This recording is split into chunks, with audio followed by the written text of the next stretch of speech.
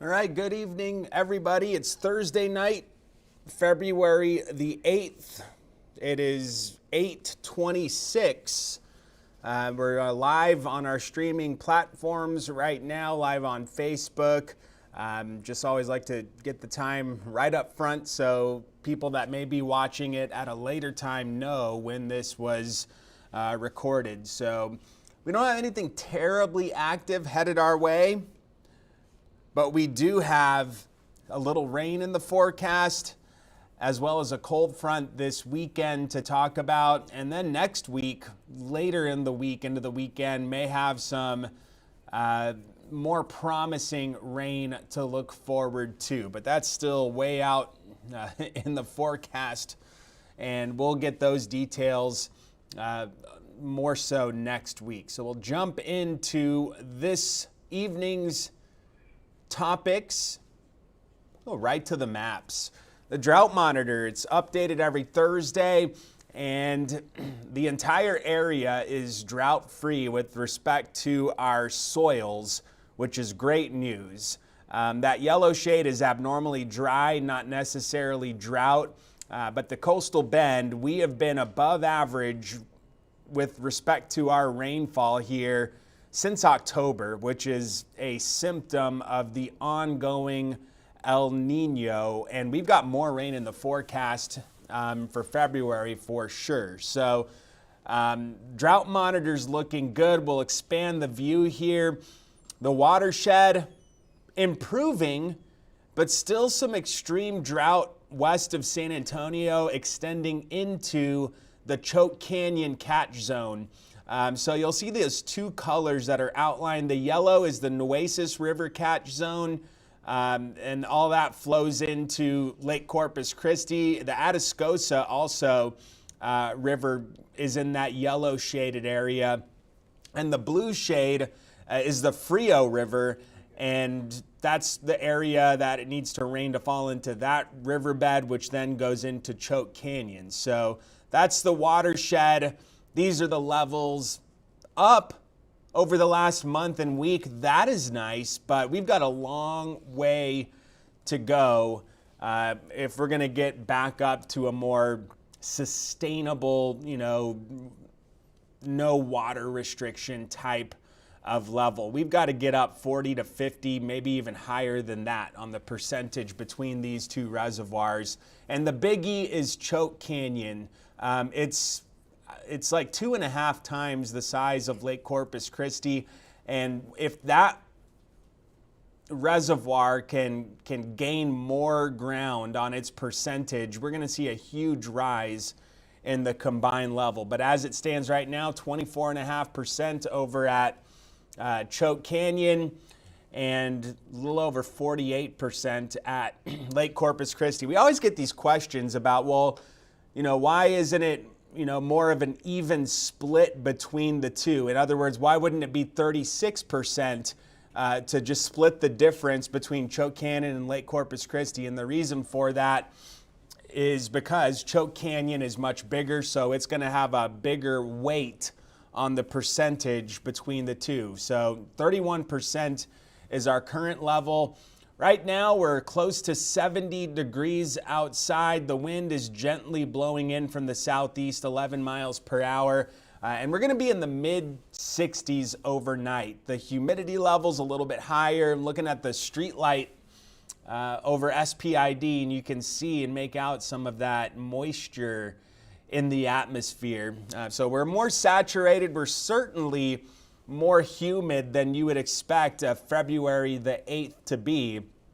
The southeast winds, the reason for that, the culprit for the increasing humidity levels. We'll be in the mid-60s tomorrow morning as we get things going. It will be a mild beginning to our Friday. Friday is going to be very similar to what we had today. Mostly cloudy, mild to warm, a little bit humid, and we'll be in the upper 70s, some locations into the lower 80s on Friday afternoon. Into the weekend, though, things will begin to change. A cold front is going to get close to us, but it won't move through the region. That front is likely going to stay closer to I-10, but what will happen is as the front approaches, it'll send a little bit of lift southward our direction, and it will focus or pool or concentrate the moisture in the area. And we're going to see coverage that looks like this on the radar. This is scattered activity. 40 to 60% of the forecast area cashing in on some shower activity. There may be an isolated rumble of thunder. We're not expecting severe activity though, given this setup. But again, taking forecast modeling, this is our in-house model, as verbatim, it never plays out exactly as you're seeing. So what I like to say is just look at this and take the trend from it, and it's scattered activity in the region. So this is just another way of looking at the rainfall forecast. A spotty sprinkle possible Friday. Nothing meaningful, no accumulations. But Saturday, as we head toward daybreak and into noontime, Saturday morning, that's when I think we have our hit and miss scattered showers. And, you know, another way of thinking about the percentages there on the left-hand side of this graphic is, all right, 40 to 60% of the area will get rain, and the other 40 to 60% will not get rain. You can do that up and down the board. So, for example, if you're calling for an isolated shower, right, that means that 20% or less will be getting rain. 80% or more won't get rain. So, you know, just think of it in terms of coverage, and that's where we're looking at on the percents. So 40 to 60% of the region, the coastal bend, we're looking at some rain. Not huge totals, a trace to a quarter of an inch for those that do pick up on some rain. And a little, I'll make this a little bit bigger. On the Sunday outlook, didn't completely take the rain out, but we have a front coming through, a cold front, and this front will lead to a little chance for a rogue shower on Super Bowl Sunday. Nothing crazy though. I don't think it's any plan-altering stuff heading into Sunday. This is a fun graphic. It's fitting. Barefoot Mardi Gras. It's happening on Saturday, and this event is obviously very much, I don't want to say it's dependent because people are going to go out rain or shine, but you know, the enjoyment level, the weather has a lot to do with it. So this is happening on the island on Saturday morning / early afternoon. And with that rain chance happening during that time, Saturday morning, I do think that at least be prepared for the possibility of a shower or two drifting over the area. It's also possible that the rain misses this location at this time and it's dry. So that's just the nature of scattered shower activity here. It's hard to pinpoint exact locations. We know it'll be out there, but very difficult until you have a tangible, you know, shower on the radar to identify where it's going to be headed. I'm also trying to keep an eye on the comments if people have questions.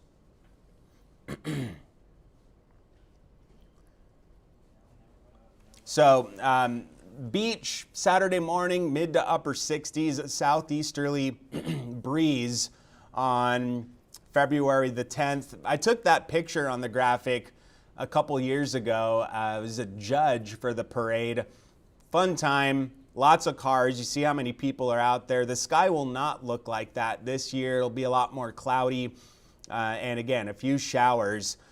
So hopefully it doesn't rain on the proverbial parade out there on Saturday, but nonetheless, rain is a part of our forecast throughout the region on Saturday. This is a Lex Cam now. I'm always amazed looking at the progress of the Harbor Bridge, the new one. It's taken a long time. I think originally it was scheduled to be completed by 2020. It's 2024, whatever. But the stay cables, you see them there on the pillars, the little cables, the lines coming off of the beams, the whatever, I don't know the technical name, but the pillars there, you got the support wiring coming off of that. So progress out there. We're, again, 69 degrees outside right now. The dew point, measure of moisture in the atmosphere, the temperature at which air condenses. The higher that number, the more humid it is, and it's at 65 right now. So that 65 represents the floor, the max cooling of our temperatures tonight. I think it'll drop a little bit, the dew point, but it's going to be a mild night with humidity in the atmosphere, southeast wind 11 miles per hour.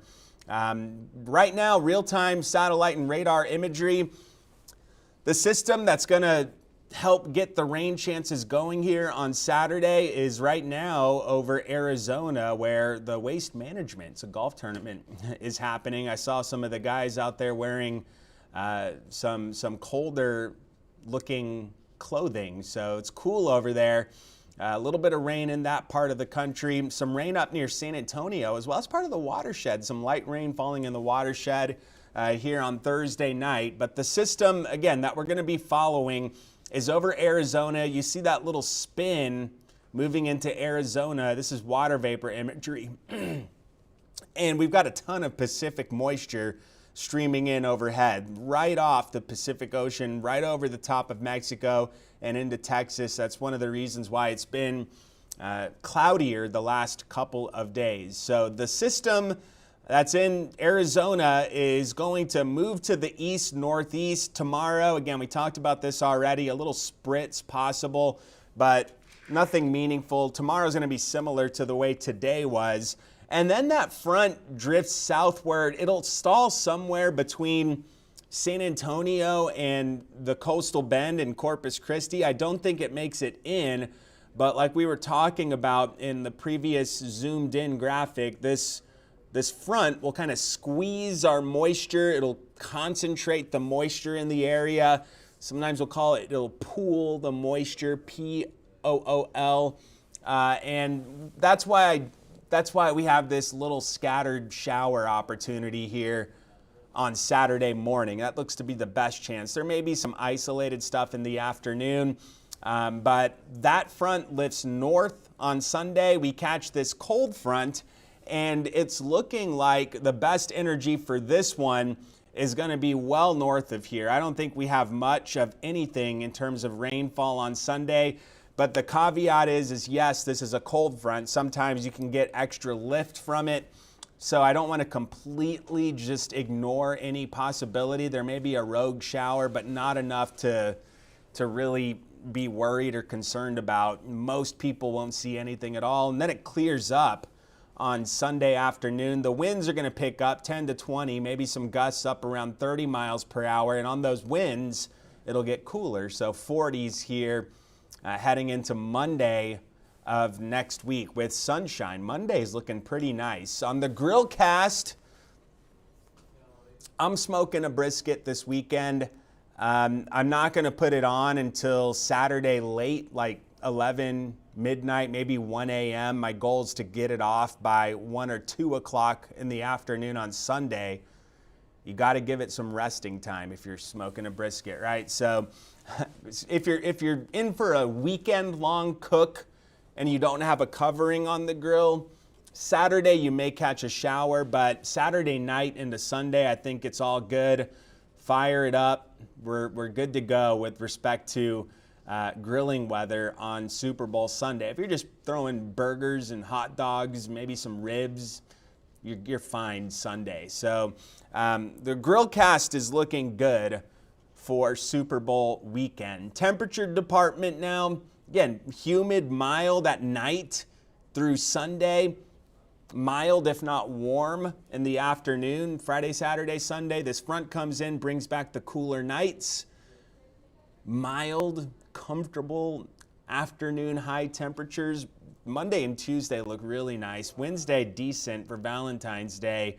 But we're going to be cooler than average behind this front. And it looks like for a prolonged period of time, maybe for the entirety of next week and weekend, maybe even longer than that. So, you know, things not looking too shabby there with the temperatures. And late next week, this is where I think we're just talking pattern recognition at this point. No specifics, no timeline, no forecast rain totals. That's way ahead of our, that would be way down the forecast road. Right now, we're looking at pattern recognition with respect to late next week, like Thursday, Friday, Saturday, Sunday timeframe. But it looks like we're going to see some energy come in from the Pacific, and that's going to be accompanied by a lot of moisture. And it looks like we're in line, you know, it's looking promising right now for some more substantial rain next weekend. The 6 to 10 day outlook, which is that time frame from the Weather Service, they're showing the same thing. And South Texas and the coastal bend is right in the meat of their most aggressive part of their outlook for probability of above or below average rainfall. So they're looking at the same modeling we're looking at, both seeing the same type of thing. So late next week and into next weekend, that's when we'll likely have, at least at this point, better chances for more widespread beneficial rainfall. Tonight, mostly cloudy, 63 overnight. Again, I'm trying to keep up with the comments, and I'll answer whatever questions may come this way as best I can. It's hard to scroll through all the things, but tonight, 63 degrees, southeast steady breeze continues. Tomorrow, a stray sprinkle possible. Mild and humid, some wind gusts occasionally up over 20 miles per hour. Again, we're going to be topping out close to 80 degrees. We hit 79 today. That's what we have in the forecast for tomorrow. And then Saturday, we've got that scattered rain chance, 40 to 60%, 76 for a high. Best chance for rain Saturday will come in Saturday in the morning time. Then we see the coverage wane a little bit. I'm saying wane, like W-A-N-E. Some people think that I'm trying to say rain sometimes, but Saturday night into Sunday, I think we're done with the rain for the most part, and we get the cold front on Super Bowl Sunday. Looks like a late morning, midday-ish arrival time. A rogue shower possible with that passage, and then it clears up. We'll be in the upper 70s Sunday afternoon. A little breezy, some gusts up around 20 to 30 miles per hour at times. And then Monday, breezy but cooler, 40s in the morning, mid to upper 60s in the afternoon. May have a sunny delight on Tuesday, right before date night on Valentine's Day, Wednesday. And I put on the forecast there for Thursday, rain pending, because, you know, that part of the forecast, timing, all that, still up in the air. But that's about the time where we're going to start seeing, you know, that second opportunity, the more robust one. So we'll hang out here. Again, right now the time is 8:45 on February the 8th. See if we have any questions. If I can answer them, I will. If I don't see anybody with questions, then I'll just sign off of this and go hang out in the Weather Center until our 10 o'clock broadcast. I've got Pandora on over there. Just a little side note.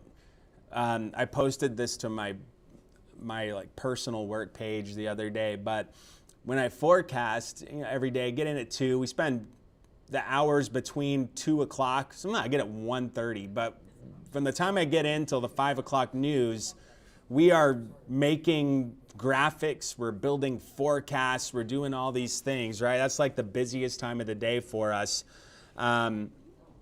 I'll put on Pandora, like a random station, let it play whatever it's going to play. I've got a good one, Hans Zimmer station, and it plays all kinds of soundtracks. Forrest Gump theme came on yesterday, and it took me right back to 1994. I saw the movie that summer up in Maine at a theater, and weird how you can just remember things like that.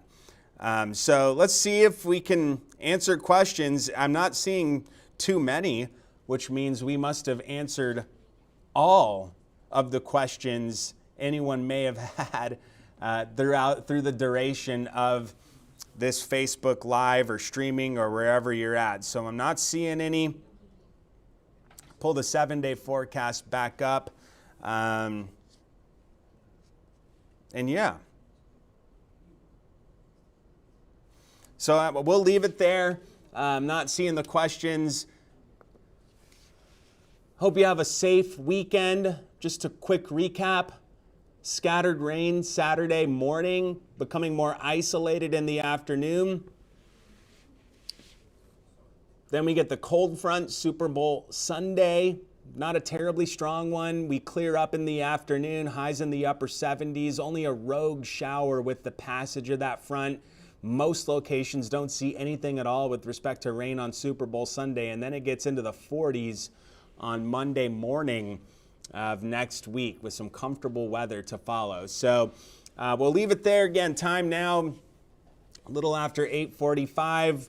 We'll see y'all when we see y'all on the internet. If you're in Corpus Christi and you watch the news regularly, then we'll see you tonight at 10.